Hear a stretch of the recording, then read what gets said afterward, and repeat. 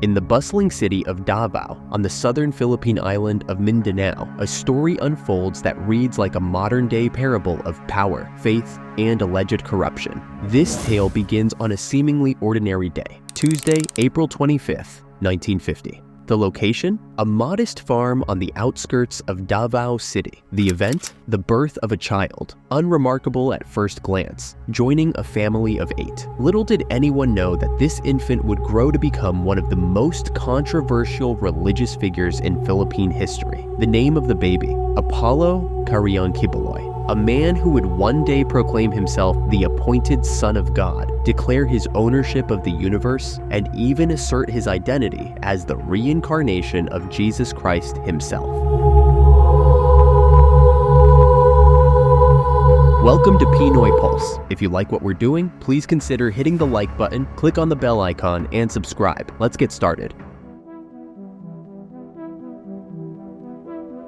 Born to Jose Quiboloy, Iturla, and Maria Carrion y Sambat, Apollo was the youngest of 9 children. His parents, natives of Lubao, Pampanga, had migrated to Mindanao after World War II in search of better opportunities. This humble beginning would later play a crucial role in Quiboloy's narrative of divine selection and destiny. Quiboloy's childhood was steeped in religious influence. His father, Jose, was originally a Protestant affiliated with the Christian and Missionary Alliance. However, he later transitioned to Oneness Pentecostalism, bringing his 4 sons with him. The Quiboloy family became well-known pastor leaders in the early days of the United Pentecostal Church of the Philippines, UPCP, in Davao. At the age of 14, Quiboloy claims to have started experiencing spiritual visions. During a visit to Malungan, South Cotabato, he reportedly envisioned encounters with the Lord and saw the earth burning in a bowl of fire. These visions, he would later assert, included biblical prophecies and what he interpreted as signs of the second coming of Jesus. It's worth noting that such claims of divine visions are not uncommon among founders of new religious movements. However, the specificity and intensity of Quiboloy's claimed experiences set the stage for his future declarations of divinity. You are in the grave!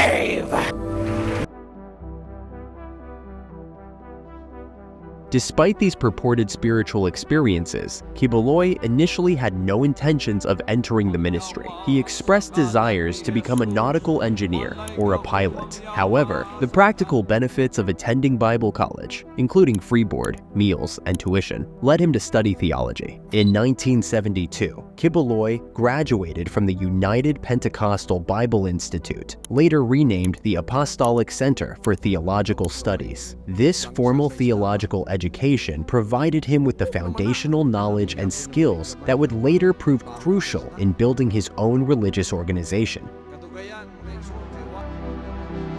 After completing his studies, Quiboloy continued to preach for the UPCP. His charismatic style and tireless dedication earned him the moniker Preaching Machine. This nickname hints at both his effectiveness as a speaker and perhaps a certain mechanical quality to his delivery that would later characterize his television appearances. Quiboloy's rise within the UPCP was swift. In 1973, he was chosen to represent the UPCP at the International Youth Corps World Conference in Seoul, South Korea. In 1974, he was elected as the UPCP's National Youth President. These appointments speak to Quiboloy's charisma and ability to navigate church politics from an early age. However, this rapid ascent was not without controversy. The first signs of trouble appeared in 1979 when Quiboloy was disfellowshipped by the UPCP. Church documents state that this action was taken after Quiboloy became involved with another preacher named Major Sanchez. Sanchez had been declared out of bounds by other pastors in Davao, meaning he was preaching doctrines or engaging in practices that the UPCP leadership considered unacceptable or contrary to their established teachings. By associating with Sanchez, Quiboloy was seen as endorsing these non-approved ideas or practices, leading to his own expulsion from the church. Quiboloy reapplied and expressed sorrow, leading to his readmission in 1980. He was reassigned to preach at the Agdao Church, ostensibly to regain his reputation within the UPCP. However, this reconciliation was short-lived. By 1985, Quiboloy was once again under investigation by the UPCP board. The charges this time were more serious, introducing unorthodox ideals and inducing hate towards neighboring pastors. Church records indicate that Quiboloy told his followers that other UPCP pastors were unqualified and ignorant. On September 1, 1985, just before a scheduled meeting with the UPCP's district board, Quiboloy made a decisive move. He vacated the Agdao Church, taking several followers with him. This moment marked the birth of his new denomination, the Kingdom of Jesus Christ, the name above every name, KOJC. This act of schism is a critical moment in Quiboloy's story. It represents not just a break from established authority, but the beginning of his journey to establish himself as a unique spiritual authority. The timing, just before he was to face scrutiny from the UPCP board, suggests a preemptive move to avoid potential disciplinary action.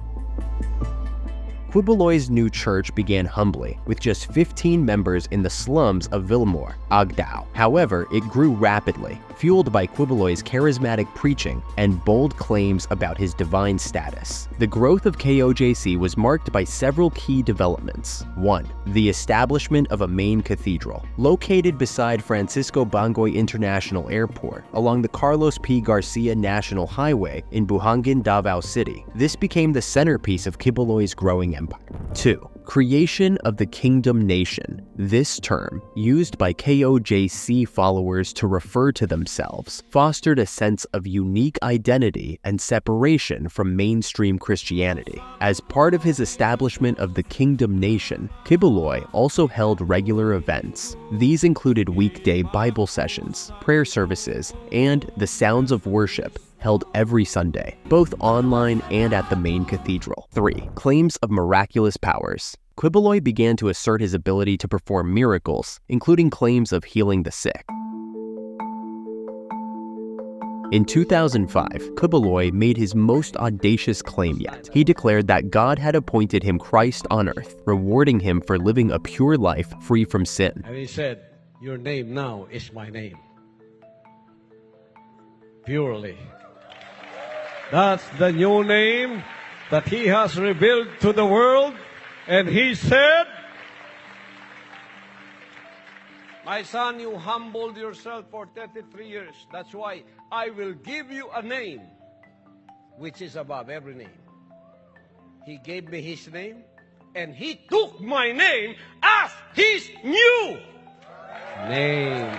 This declaration marked a significant escalation in Quiboloy's self-proclaimed divine status. When questioned about this claim, Quiboloy has stated, "I have already overcome all of those," referring to sinful thoughts, anger, and He lust. was an obscure evangelist from the rural Philippines until 2005, when he announced that God had appointed him Christ on earth. His reward for a pure life, sinful thoughts, anger, lust, any of those things. You don't experience those on a daily basis? As a human being, Yes. I have already overcome all of those. This assertion of sinlessness is a key component of his spiritual authority and a major point of contention with mainstream Christian denominations. As his following grew, so did Quiboloy's personal wealth and lifestyle. He established a walled compound he calls the Kingdom of Jesus Christ, which includes his 5-bedroom home surrounded by manicured gardens of imported grass. Quiboloy refers to this as the Garden of Eden restored, a tangible representation of his promise to gradually turn the earth back into paradise. As KOJC grew, so did Quiboloy's sphere of influence. He expanded beyond purely religious activities into education and media. He founded the Jose Maria College, founded in 2000 and named after Quiboloy's parents. This institution offers over 30 programs from basic education to specialized medicine and law programs. And the Sunshine Media Network International, SMNI. This broadcasting network operated under the Suara Sug Media Corporation and became Quiboloy's primary platform for spreading his message. It evolved from local radio programs to a full-fledged television network with international reach. Quiboloy's ministry claims to reach 6 million followers worldwide. This growth has been accompanied by an increase in material wealth, including a satellite TV network, numerous publications, a private jet, and a personal helicopter. The contrast between Quiboloy's opulent lifestyle and the poverty of many of his followers is stark. While he enjoys the use of his private jet and personal helicopter to avoid the bumpy road and impoverished villages, many of his devotees live on as little as $2 a day. Despite this, hundreds line up to carry his parasol and perform other services for free, seeing it as a way to glorify the Father. This disparity is further highlighted by the financial expectations placed on followers. One interviewed claimed to receive $40 a week to feed his family, barely minimum wage, and like the rest of the kingdom, he's expected to give 10% back to Quiboloy. You get paid for this? Juju tells me he gets $40 a week to feed his family. When questioned about this contrast, Quiboloy defends his lifestyle as God's will, stating, If it's not God's will for me to have these things I have, you can take it away. This level of financial commitment from impoverished followers, coupled with Quiboloy's lavish lifestyle, has raised serious ethical questions about the nature of his ministry and its impact on vulnerable communities. Quiboloy's influence extended into the political realm, with many Filipino politicians seeking his endorsement. Notable examples include support for Gloria Macapagal Arroyo's presidential campaign in 2004, endorsement of Gilbert Teodoro for the 2010 Philippine presidential election, close association with Rodrigo Duterte, serving as his spiritual advisor during his presidency, and endorsement of Bongbong Marcos and Sara Duterte in the 2022 elections. These political connections raised questions about the separation of church and state in the Philippines and the role of religious leaders in politics.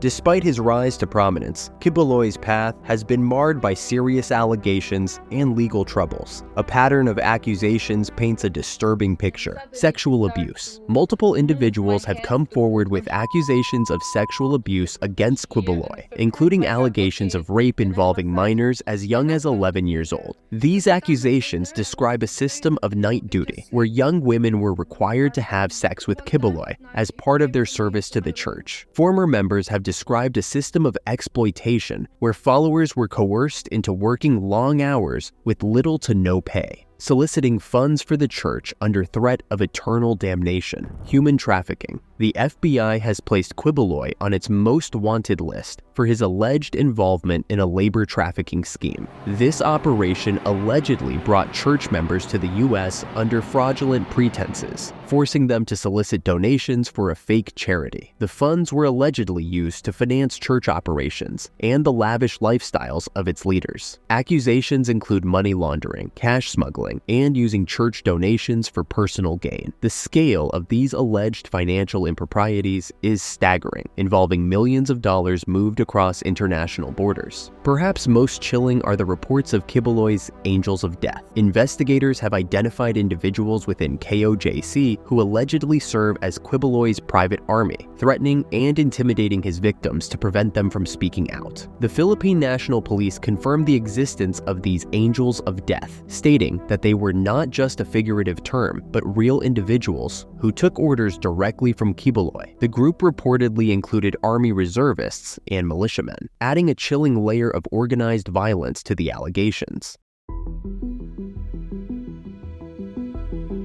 The mounting allegations against Quiboloy have led to significant legal consequences. 1. U.S. indictment. In November 2021, prosecutors for the Central District of California indicted Quiboloy and top church administrators for conspiracy to conduct human and sex trafficking, money laundering, immigration fraud, and other charges. 2. U.S. sanctions. In December 2022, the U.S. Department of Treasury imposed sanctions on Quiboloy for serious human rights abuse. This action froze his U.S.-based assets and prohibited his entry into the country. 3. Philippine Senate inquiry. In March 2024, the Philippine Senate cited Quiboloy in contempt for refusing to testify in an ongoing investigation into alleged crimes within his organization. 4. Philippine Department of Justice charges. In March 2024, the DOJ filed child abuse and human trafficking charges against Quiboloy and several co-accused. Following the issuance of arrest warrants, Quiboloy went into hiding, claiming that his life was in danger due to a conspiracy involving the U.S. government and Philippine President Bongbong Marcos. As a result of his going into hiding, a dramatic series of events unfolded. On June 10, 2024, Philippine authorities raided Quiboloy's properties but failed to locate him. Then, on July 8, 2024, the Department of the Interior and local government offered a 10 million peso bounty for information leading to Quiboloy's arrest. Finally, on September 8, 2024, Quiboloy was finally apprehended in Davao City.